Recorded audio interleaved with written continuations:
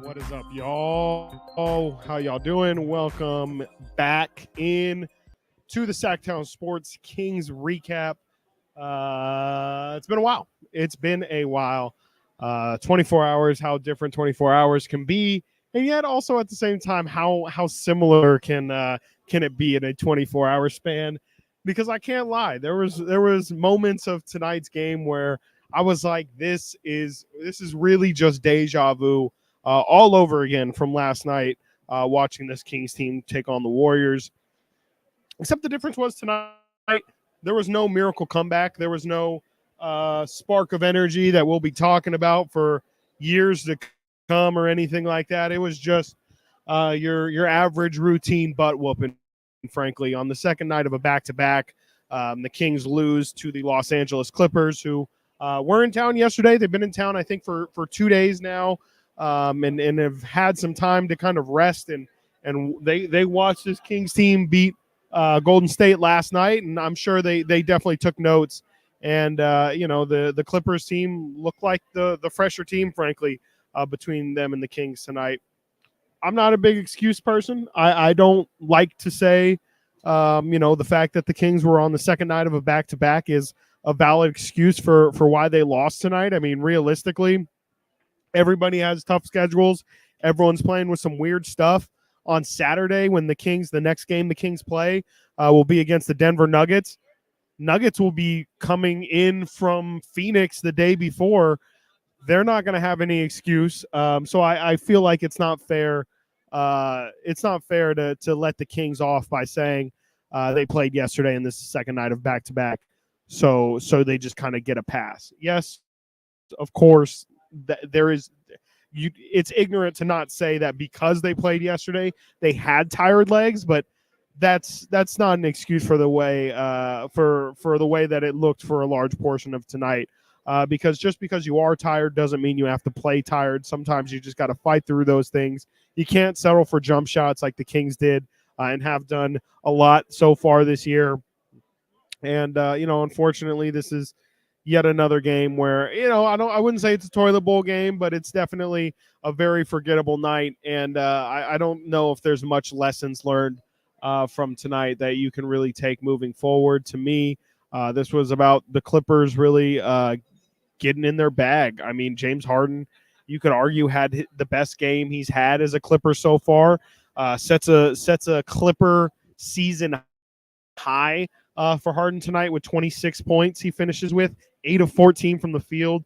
You can maybe argue this is his best game. I was looking at his game logs previously, and his previous career or season high was a 24.9 rebounds, 7 assist performance on 8 of 11 from the field. And that was against the Houston Rockets, his old team, on the 17th of November. So, you could say that was maybe a better game, but this is definitely on par with being one of James Harden's best performances of the season. And then when you pair that with the fact that Kawhi Leonard also had probably his best game of the season, Kawhi finishes tonight with 34 points, 9 rebounds, 14 of 18 from the field. And then previously, he had a 38-point performance earlier this year, 15 and 28 from the field. I kind of think that this is Kawhi's best performance. So when you pair those two guys having their best games of the season against this Kings team, I mean, it's really the Kings weren't going to get away with this on back-to-back nights. I mean, Andrew Wiggins had his best night of the season last night. You could argue Klay Thompson had one of his better nights of the season last night, and the Kings were somehow, some way able to overcome that. Fate isn't going to have you be able to overcome that on back-to-back nights. So it's probably fair that the Kings split these two games. It was always going to be a tough back-to-back, but again, I didn't feel like going into tonight that this was just an automatic schedule loss. I feel like the Kings had an opportunity tonight. And shout out Matt George, who did run through this post-game show yesterday. I thought he put out the best point that I've seen so far tonight, and that's Sasha Vezenkov played the last 15 minutes straight of last night. De'Aaron Fox played 40 minutes of last night's game, and they looked the freshest of every single King. So that's why it's kind of tough for me to have that back-to-back night excuse, because the two guys who probably have the most legitimate argument for being tired really provided the Kings with the most energy tonight. So I really don't feel like it's fair to throw that excuse out, because if De'Aaron's going to go out there and put together the performance that he had tonight, you can't say that you can't say that fatigue played a factor with everybody else, because clearly it didn't with De'Aaron. And shout out De'Aaron for that performance tonight, because that's all-star superstar stuff. That's MVP caliber stuff. When we talk about the best players in the league, the thing that sets those guys apart is showing up every single night, regardless of who on your team has it going.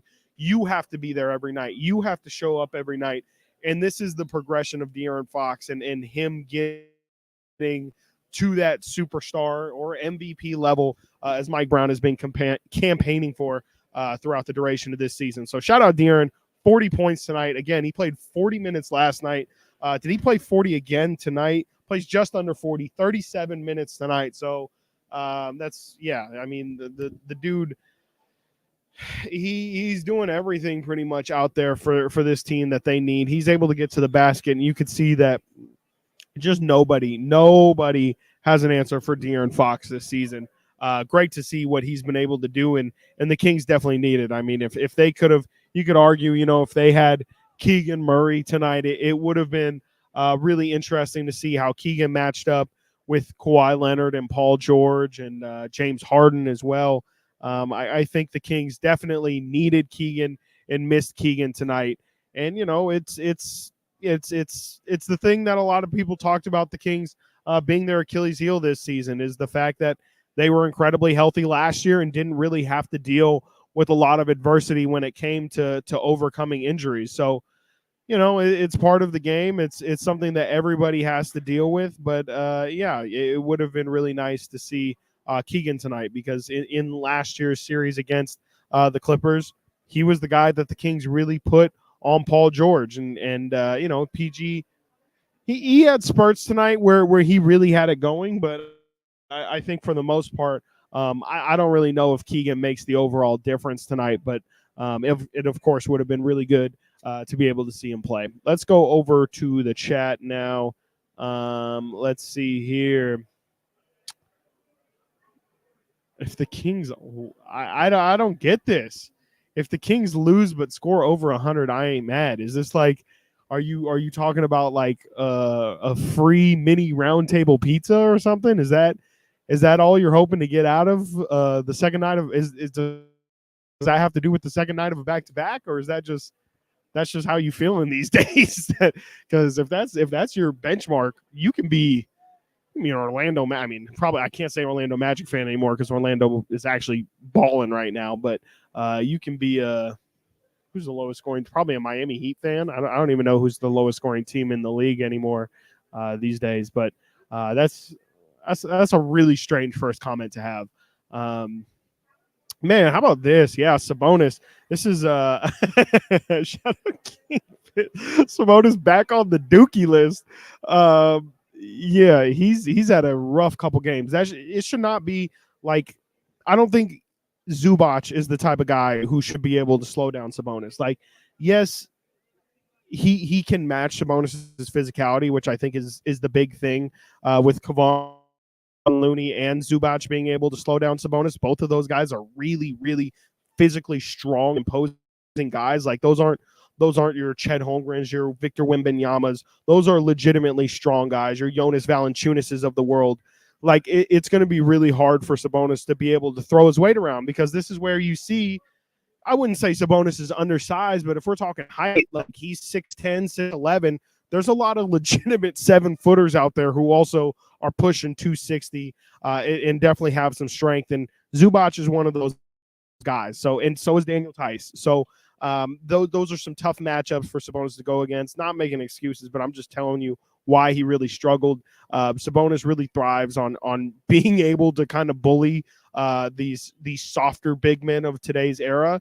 And when he goes against somebody who, Sabonis pushes and they kind of push back, or he pushes and they don't really move much, that's when Sabonis kind of knows he's in for a long night, because he's not a quick guy. He doesn't really rely much on athleticism. It's a lot on strength and fundamentals, on footwork, and a lot of the times really big imposing guys like Zubac are more than willing to bang around and just kind of stand, and they know that Sabonis at the end of the day is just going to go towards the rim. So as long as they hold their ground, I don't want to say it's easy to guard Sabonis, but it definitely it makes your life a whole lot easier, because you just know that all of his points are going to come around the rim. How is everyone feeling about tonight? Yeah, it seems like a lot of people aren't tripping about tonight, which is cool. There's nothing wrong with that. I totally understand why, after the emotional high of yesterday, it's like nothing can bring anybody down. It's fine. Me personally, I'm not thrilled. I don't think that the back-to-back is a good excuse, but I understand that those kind of things happen, and on a night like tonight, it just didn't feel like it was the Kings' night, much like it did yesterday until things just kind of flipped. But Kings didn't really shoot well tonight. 31% from the 3-point line. At least we don't have to talk about free throws. They shot 85% from the free throw line, but the fact that they weren't able to make threes, I think that's going to just continue to be the story with the Kings. I'm going to look up real quick what the Kings' numbers look like so far this season, like what seems to be that magical 3-point percentage that they need to hit in order to get these results, because it's become really clear and obvious. We're now 17 games into the season. I think we have a good enough sample size to kind of figure out the commonalities and the trends of this team. So if I'm looking here, it really looks like, so the Kings have not lost a game in which they shoot. This is a really low number too, which is just insane. The Kings I might tweet this out after the game. Kings are 7-0 this season when they shoot over 35% from three. That's incredible.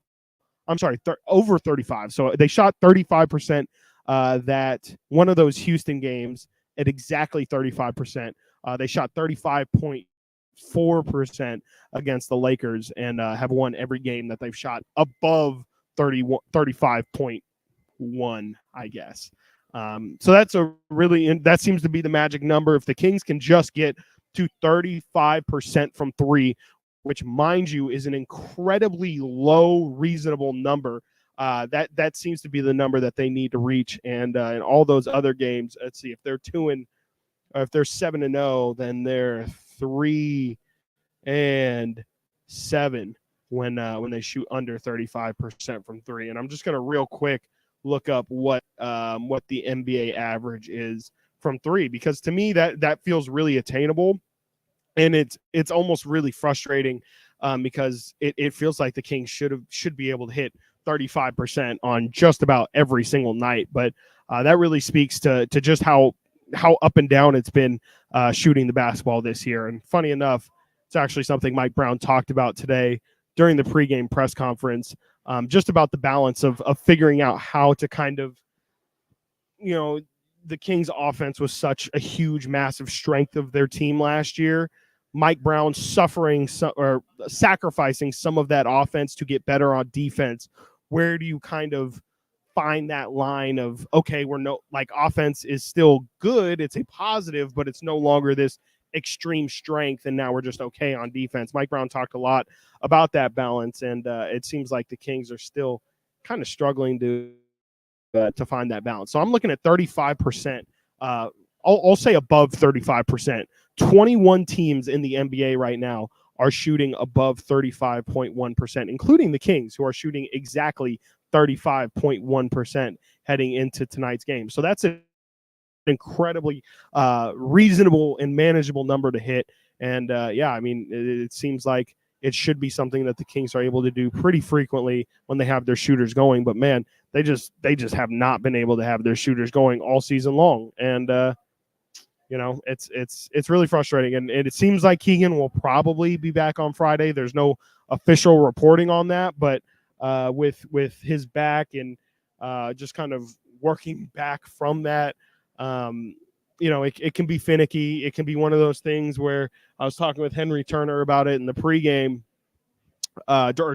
before the game, not during pregame, but just before this game started today.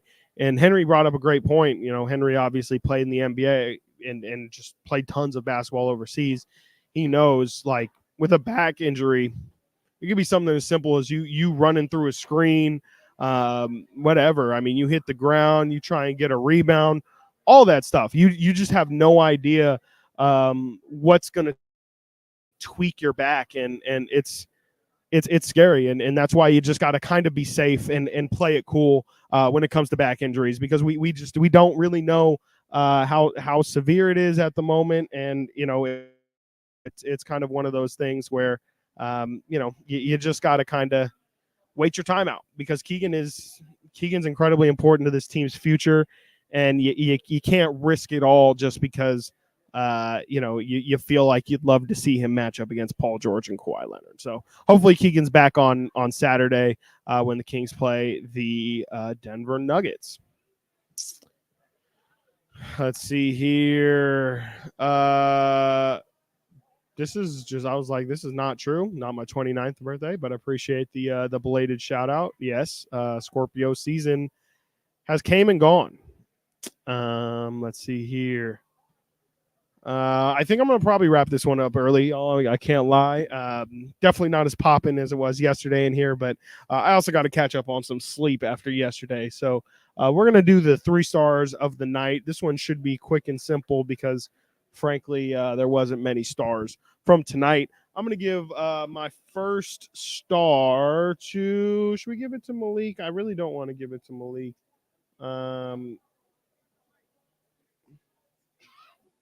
I really wanted to give 2 stars to Sasha, but I think I am.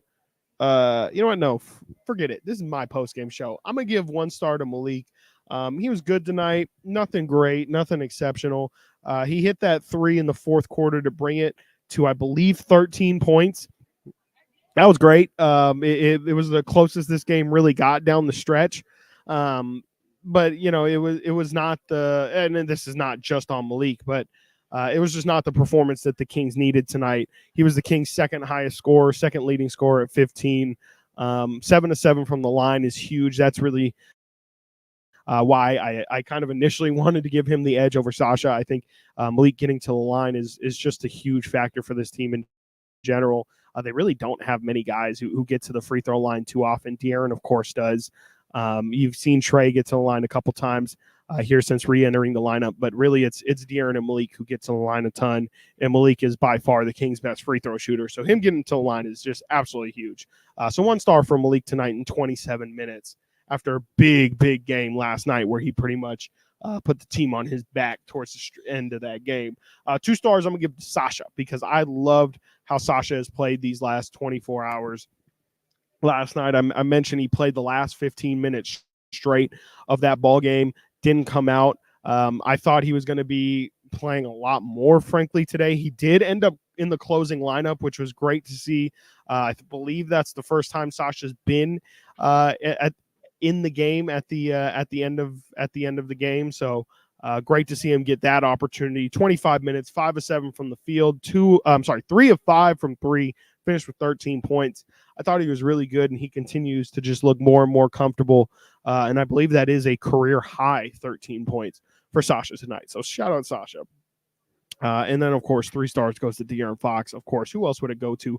40 points, 9 of 10 from the free throw line. After last night's performance, I got to shout out 9 of 10 from the free throw line. He went, he made the same amount of free throws as he did yesterday. He was 9 of 17 yesterday from the free throw line. Ends up 18 of 27 over the past 24 hours. 40 points tonight, 5 boards, 3 assists for De'Aaron. Knocked down a couple threes. He was good. He was really good tonight. He picked and chose his spots. What was that? Was it really in the 4th quarter he exploded? Had 17 in the 4th. Just incredible. Yeah, he only had 5 points at the end of the 1st quarter. So had 35 points in 3 quarters, including 17 in that 4th. So De'Aaron Fox, of course, gets the 3rd star of tonight. On Saturday, we will be back here after the Kings take on the Denver Nuggets.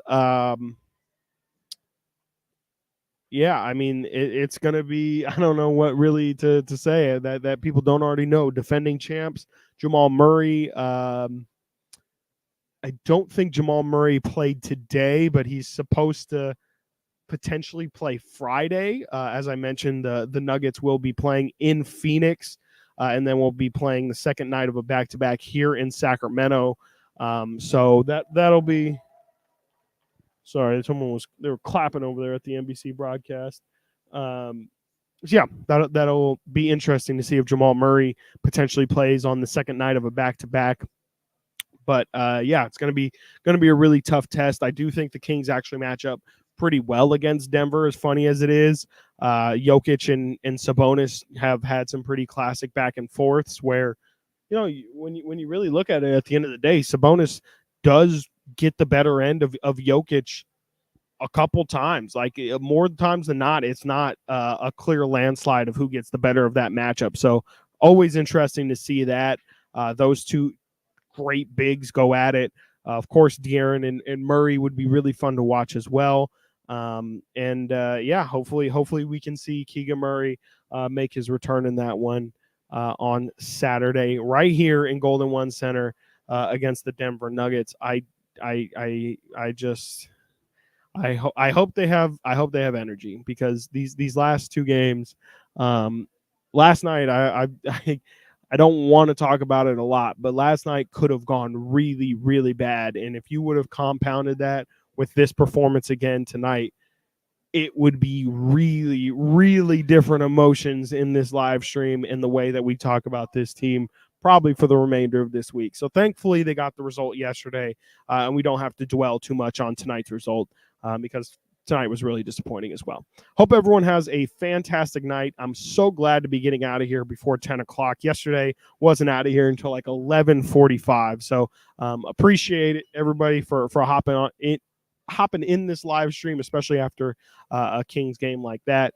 Hope you guys can join us at the end of every game, and appreciate you all so very much. I will see you guys either tomorrow and Friday on Styles and Watkins 10 to 2 right here, Sactown Sports 1140. Or if you just tune into the post-game live streams, I'll see you Saturday after this team takes on the Denver Nuggets. Again, right here in Golden One Center. Can't wait.